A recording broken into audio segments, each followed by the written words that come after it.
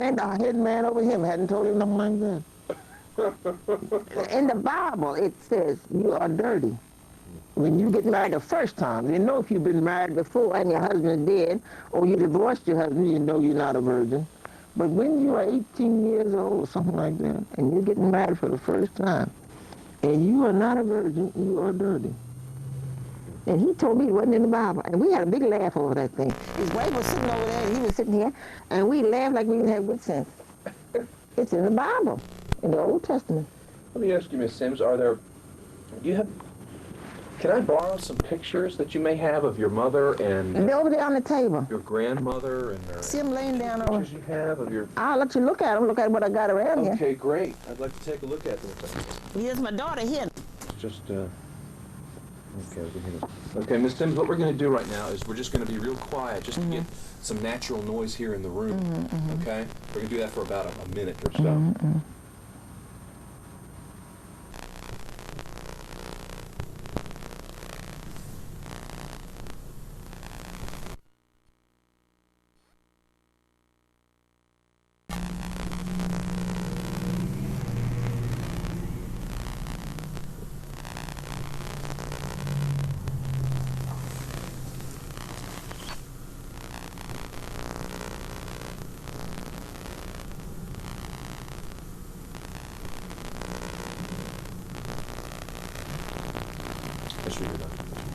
The airplane.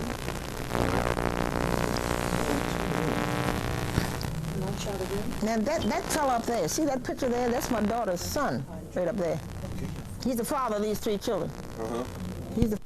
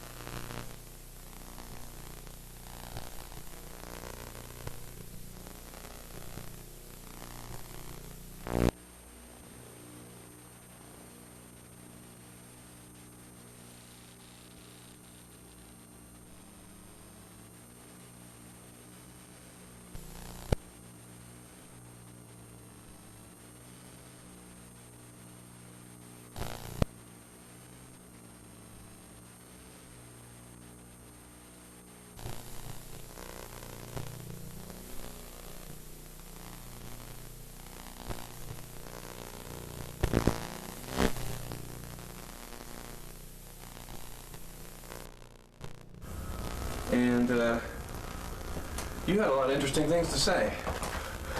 And basically what we're doing is we're essentially getting a television version of the book. You know, just sort of going around to people and asking them the same questions so they have a chance to tell their stories again. And you had some very interesting people in your family and interesting things that you've seen for a lot of years. And that's basically what I want to talk to you about again. Well, I drop. Listen to the older people telling different things, you know. Couldn't do like children do today. Stand up and you come like you here now, and the whole crowd come rushing time. They saw you know, and they would tell you quick, who sent for you? They were going on back to play. Let me ask you this if I can. Tell me about your great-grandfather. What was his name and where did he live? And well, I think his name was Dennis Snell. I had a copy of when they set him free and give him a transport like you do in the Army, you know. See, everybody wasn't set free at the same time. So I understand, and they give him this copy and saying in his height and the scar on his right or left hand, and this, they called, well, it said Negro at a certain height, and he had a scar on his right hand, right or left, and he was a good master, you know, he worked good, and when they had him enslaved, so they, of course, I hear my grandmother, I didn't know nothing about it, you know. Your grandmother told you about it, right? Well, no, I hear talking. They'd be talking to older people, and I never forgot it. I'd be listening, you know. And she was talking about how there used to be an old rail fence all the way down up there where you come in up here with bars there like a gate. And they'd come around nights around about, well, people go to bed early then, but they'd come around, you had wood stoves, and you wasn't allowed with no powder or no guns. And they'd come around about just before that stove got too cold and take drawers out. You had a bureau drawer or something and carry them to the stove and just see if you had any powder, everything in the house. And they had those blue hidden matches. They used to have to keep them in a can to make sure that, you know, nothing like that get out when they come and one of those would drop on the stove. They'd say, quick, you got powder in the house. But the older people were smart enough to buy them in them big boxes. They don't have them now. Big blue hidden matches, long stem, and a big box with 300 or 400 in it. But who were these people who would come around? Well, these were the slavehold men. The men that had these people in charge, kept them as slaves. They were the taskmaster. They would oversee all of them. They were under them. You know what I mean? They had all this land, all the way from up there, all the way down to number one. That was slave people owned it. One person, one or two, clear back out here down here to the boulevard. Now, were they the pat rollers you were talking about? Yeah, that's what they call them, pat rollers. Pat rollers. Good big whips on the back and riding horses, canteen on the side, whiskey in it. So they could have my time come in and take the bars down up there, and the grandfather and them be an old log cabin. They could hear them. When you're coming down, they'd get off the horses and come to the house, and he had a couple of sons, and they'd ask about them, where are them boys? And he said, they're around somewhere, and how's they doing? And he said, they're doing all right. And he says, well, we take them out and give them a few rations and make them keep them all right. So they got wise to it. When they'd hear them come, they'd get out the back window and go. Sounded cruel like that. I don't know. They had good sense of what. What happened if they would find any women? What would they do to any women that they would find? Well, if you had, I had my grandmother talk about, if you had a good-looking daughter in the house and she was of a certain age, a teenage, you know what I mean, 14 or 15 or 16, sometimes they'd go to the place and tell them, say, well, you get your clothes and come on over with me. And he'd take her to the quarters where his wife and he was supposed to be. She never come back to her mother and father no more. He'd keep her there, and they said, I am talking about, they said, well, he'd have children by her and his wife too. I think that's how the race got mixed up. race of people got mixed up through the. That's what I used to hear my grandmother and them talk about how they would take these girls, you know, nice looking girls, and the heavyset, they breed in nice big stout people. They kept them like for breed. Small people, big men like me and vigor, they liked those kind of men because they could power, you know. They'd done all this kind of work, like you see equipment now doing machinery, cut trees down that logs that high, and they'd get men with sticks and put on them, and they had to pick them up and load them on an ox cart. Any man that couldn't come up with his end, he'd stand there with that whip, he'd cut him, the blood come out. That's all during slavery time. So. Yeah.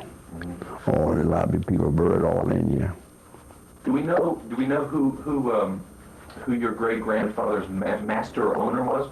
No, I never did. Never did know nothing about who he ever said his name was. And somebody stole that paper that I had of. Well, my grandmother had it from years down, and she died. My mother had it in the pocketbook, old pocketbook where we put all the tax receipts. They only use the pocketbook once a year. They'd go pay the tax, and they come back. Maybe she'd go upstairs and put that receipt in that pocketbook, and never would be opened until next year. So I had all those. And somehow I used to go in that drawer and get it out, and I hope I'm not judging him wrong, I think he watched me put it in there, and then I put out a foam man in the room, and he catch me on that foam in the room. I think he went in the drawer, and I think he got it. It's okay. That's a shame. Sure, it would be nice to have that. Well, it was money too. Yeah, I guess so. Yeah, it was money. Do we know what kind of work that your great-grandfather did? Well, I guess he worked like slavery work for them. I mean, was he inside or outside or heavy labor or? Well, I guess he done labor work like, you know,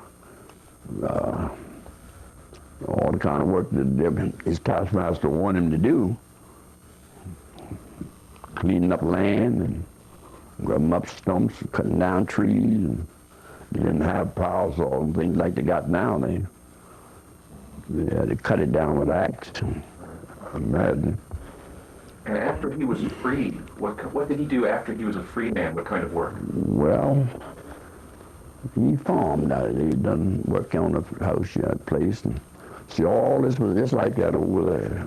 When they set him free, they gave him 8 acres of woodland. Nothing but wood, big trees. He cleaned it up and cut the trees down and carried some to the sawmill and had them sawed, had them cut up in planks, you know, for flooring, big wide boards, because you don't see them no more. We had chestnut trees around here, but they would be that big, and they'd cut those planks, cut those boards out there, and the boards would be 2.5 feet wide, and that's what they made flooring and roofing out of. And then they'd have rafts. Some of them they cut out by hand, and some they hewed them out, cut them out with the mill. But they made sure when they put them up, they don't put them up like they do now. They put the rafters up, and they had a hole to drill through the rafter and put a oak or hickory pin, sharp on one end, you know, like a nail, and they drive it in there so it wouldn't pull apart.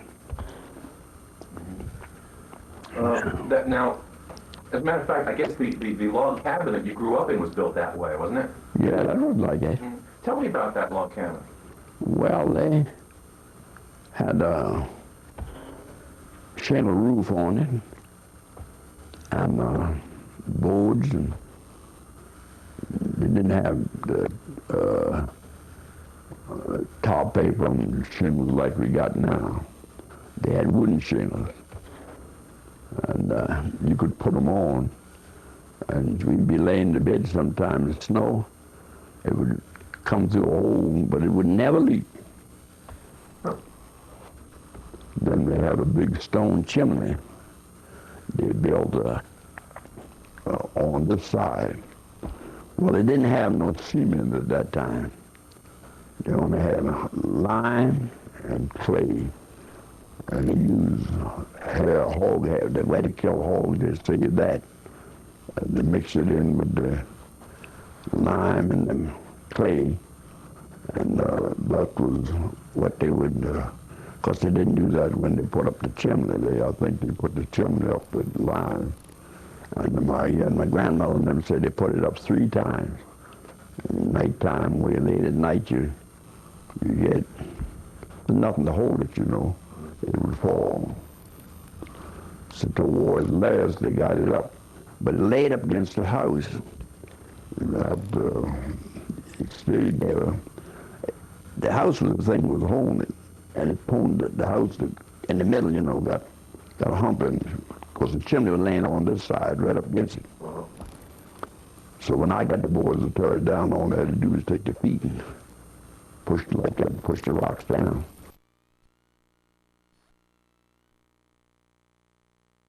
Across to build the side of the house up, you know, they put notches in. The notches on the end, each end, and they lay it down in that groove. And then between it, they'd cut pieces, like, well, it was more chestnut, and they cut off pieces and they put it in between where there was a crack. Then they would put this lime and stuff in there to plaster it up like to make a smooth wall like this wall. Well, what was it like inside? Well, inside was wall, just they had it kind of plastered. Wasn't you couldn't see those pieces like on the outside. But there was just the wall inside was kind of. I think they took lime and smoothed the walls up inside. How many rooms in the whole thing? How many rooms in the whole thing? Well, that old log cabin down there, it was 13 head. My mother was 13 head of the last one. And they had one big room downstairs and 2 rooms upstairs, small rooms. And at that time, they didn't have beds for all of them. Many times when I was a big, good side boy, not only here, when I went up to my aunt's, Guilford, we'd make pallets on the floor, straw mattress. Then we'd take them up. In the daytime, we'd take them up, and then we'd carry them upstairs. Then in the summertime, they was plowing the fresh wheat and stuff. They'd always dump the old straw out and put new straw in it. And of course, the beds upstairs that we slept in, my grandmother, we had 2 mattresses. We had a straw mattress for summertime. They would fill it up with new straw. Then they had a big felt mattress made out of feathers. I got 3 or 4 felt pillows in there now. And they'd have that on the bottom in the summer. And in the winter, we'd put the straw one down and put the straw one on the top for cool. That you could get down in them fellas, and I'd get down behind my grandmother, and you talk about sleeping. Cold, put a big one of those big blankets, the quilts, you know, they made them themselves, big quilts. Some of them they bought, but they were warm. They had rugs and things like that. My wife, I think I got some on the floor there, what they used to plait. Take pieces, you know, in the winter time when they didn't have nothing to do, they'd take old pieces of cloths and plait them, you know, until they get enough of them, and then they'd make a big oval. Just like the knit now. Yeah, they're nice. And we set up, and we boys, they didn't have tape when you went to the store now to put on packets. They had cord, great big spool of it, and everything they you got tied up with a piece of this cord, and they would save it. Yeah. Then in the winter, when we got ready to sitting around like my grandma, then we had to thread them needles, and they would plait these things, and they sew them together and make rugs. mattress put on the floor. They didn't make them like they do now, little pieces like this. Tell me about your grandmother. What was her name? Sergei. Tell me about her. What kind of work did she do? What kind of woman was she? Well, she worked out. In my time, she worked over in a place called Savage, day's work. And she'd walk from through the woods, and everybody did. In my time, I know they'd wait, and you could see when the woods around it. Then you could see people when they come out the woods over there, and they'd get together in the morning and walk to work. From the other Savage over there, I guess you know where that is. And then they would work there all day, doing housework, washing clothes on washboard.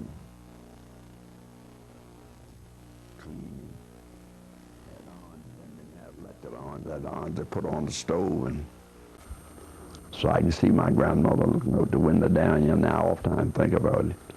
I got my suitcase and went on down through the woods, and she'd stand at the window looking. And as I went down through there, and I didn't know. I know you went to Baltimore and caught this train going down to Sprouts Point. So then after I got down there, I found out you couldn't go through that gate. In the dark, getting dark. The man says, you got any pass? I said, no. He said, you can't come in here. I said, oh, my Lord. So I had a cousin work there. He was in Cooper. And my aunt's son, he was there. He'd been down there for years, and everybody knew him. So he came out through the gate. Hey, boy, what are you doing down here?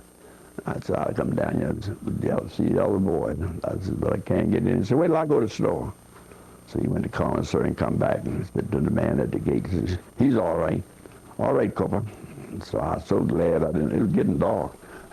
Then after I got down there, I got scared because those furnaces, when they blast them, this great big rolls of fire coming up. I said, oh, my Lord. I said, Lord, have mercy. They blow their horn and things and they blast, when they be blasting the furnace, for the milk. Sparks and things go. About moving yourself. You all right? Okay. Let me ask you a little more about the area around here, about the land. Tell me what you did years ago to heat the house and to get water and all that kind of thing. How did you just daily living? How did you live on the land? At a spring down here, over 100 years old, never was dry, never run dry, and we cleaned it out. And everybody on the place, with 3 or 4 families, and everybody got water out that spring. Then you bring it home. You had heating on the stove. Summertime, we'd take baths, and we'd put it in the sun, a big tub, wooden tub, and let it warm up. But take baths in the summertime. But in wintertime, we'd have to heat it. And we had big wood stoves. You go to bed in the heat and get up in the cold. Come down in the morning, the oldest ones would have to make fire. And you'd come down in the morning and make fire and stand around the stove, you'd put your clothes on, just so cold. Were you the oldest one? Did you have to make the fire? Well, I was, at that time, down at my grandmother when she was living, I think one of her sons, he stayed home, then Uncle Dennis. Has the land around here been in your family a long time? This land, it's over 100 years old. In your family? In my family. Snelled. This road was named Snell's Road. It's called a Snell Town. Because they were the first people back in here. We had 8 acres. They gave him a woodland. And they paid 60 cents a year taxes for woodland.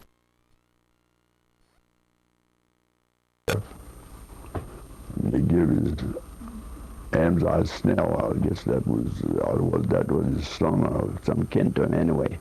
he gave him a half acre. So then that left 5 acres to the place, the home place here. So when the power line came through, they took 3. And that left 2. Because the 2 it's 2 acres now with the cemetery, but you don't pay for the cemetery, so that only leaves 1.5 acres into the home place, this house, and the other part of the property. Tell me about, I know what I wanted to ask. Tell me about, in the old days when you didn't have an ice box and didn't have any way to preserve food, how did you preserve food for the whole year? Well, in those times, and the ones that we have now, we didn't have them when I was coming along. Thanksgiving, it got cold, and the ground got ice on it, and snow, and you didn't see no more, the ground, no more until along with May, or sometime up in the warmer. So what they'd done, they had preserves they made, they put them in big crocks, tomatoes, and they preserve them, and they'd tie a piece over the top of the big crocks, and you could put them in the upstairs in the house, and they would never spoil. When you wanted some, you'd go up and take the piece off and take a dish, and they'd take them out and bring them down, pears. Then potatoes and stuff like that, they had kilns out on the hill where they could put the apples inside of this round thing. They round them up and make a round kill like out of it. Then they put straw around it and dirt on top of it, about that thick. And they'd put that stuff in there, and it could get froze. That dirt would freeze hard, but they'd make a little slope to it, you know, like an ice cream cone.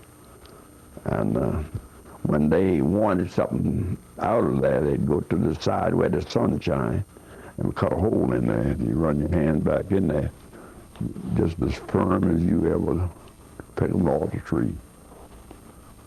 That's where they kept apples, meat and stuff. They had meat houses. They put that out in, swung it up in the big sheds, and kept that out there. Cured it, they'd hang it up. And they'd kept all the winter hard as a brick. Tell me about, wasn't there a custom called hog killing time? Yeah. Do you remember that? But tell me all about that. This time of year, it was so cold. Thanksgiving, you'd kill hogs, and before you could hang them on the pole, they'd be just as stiff and hard as a brick. Clothes, you'd hang them on a line. That's the only way they had drying clothes. Wash them and hang them out. And they'd hang out, you'd have to leave, they'd want to wash that about every 2 weeks sometime. Because it took 2 weeks for the dry your clothes, because everybody wore big heavy undersheet clothes. Yeah. And, well, tell me, when hog killing time came around, when was that, like October, November? No. When was hog killing time? Thanksgiving. Oh, Thanksgiving, okay. What exactly happened, and what did you do with the actual animal? Well, we'd make a fire. My uncle, he was a great butcher. And we'd make a fire and put arms and stones in it. Then we have a barrel, and those 50-gallon barrels. We set that in the ground and fill it up with water and put a platform. So when you put the hog in the barrel and turn him around over and over and pull him out, after you kill him, well, you scald him, they called him. Then we had a scalpel on the building. Sometimes we have a tree, you put one end up on a tree, and then you put 2 posts like that. And at 7 o'clock in the morning, they'd have a hog killed. But he'd be just as, after you hang him up there, he'd be so stiff, in 5 minutes he's so stiff you couldn't move him. So then we'd take knives and hot water and scrape him and clean him off, wash him off. And hands cold, couldn't use no gloves.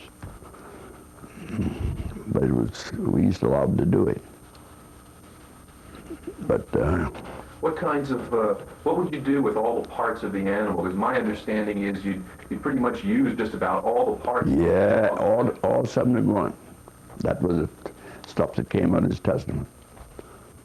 He used everything that he had hog head, they had hog head cheese, south. They made sauces out this lawn that come out his back where you pull that piece of nice lean meat out. They call it lawn pork. You grind that up. Have a machine, didn't have no machine, you grind up by hand. And then make sauces. Then you could take that and at that time and cook them, fry them, you know, and put them in a jar and pour grease on them, and turn them upside down with, and put them in the shade, and you would go down there and get them anytime you want, and they would keep. Or you didn't have to put them in a place where they'd freeze and break the jars. But most times they had them in places where it was. Did you have a garden too? Oh, garden. What did you grow in the garden? Everything that you ate. String beans, cabbage, potatoes, tomatoes, corn, black-eyed peas, peppers, everything. Wintertime, we only bought sugar, coffee or tea, and then get a half a barrel of cornmeal and a barrel of flour. And that's all we'd had to buy in the winter. They had everything else. Cabbage, we'd pull them up by the stalk, pull the whole root up, you know, and down behind the log cabin, set them with the head facing the sun, and put a dirt up against them, then another layer of cabbage, the dirt against them. Then we put pine brush over the top. And you could go there any time, push the snow back and get those cabbage out there with big heads, sweet as honey. They didn't buy nothing. Boy, I've never heard of that before. That sounds great. Well, you don't see that anymore, do you? No. Well, you couldn't keep it. Yeah. The weather's not. Oh, right. The weather's not the same. That's interesting. A lot of people feel that the weather isn't the same as it used to be a long time ago. They used to say the winters were colder then. What you talking about? This time of year, you didn't see no ground. They didn't have them but horses. They used to have shoes on them, and they had to put pins in the horse shoes, you know, so they could catch a hold. And when you went out, you'd have to put something like a bag or something around your feet to keep from slipping. We wore felt boots that used to carry them. We wore them to keep your feet warm. Had a rubber, and then we had a felt like a stocking. You put your feet in that first. Then you put this arctic, like an arctic, you know. You put your foot down. They got something made now, but they got the lining already inside of them. Only we had them higher. That we used to have them come a full buckle. Didn't do that. You took a piece of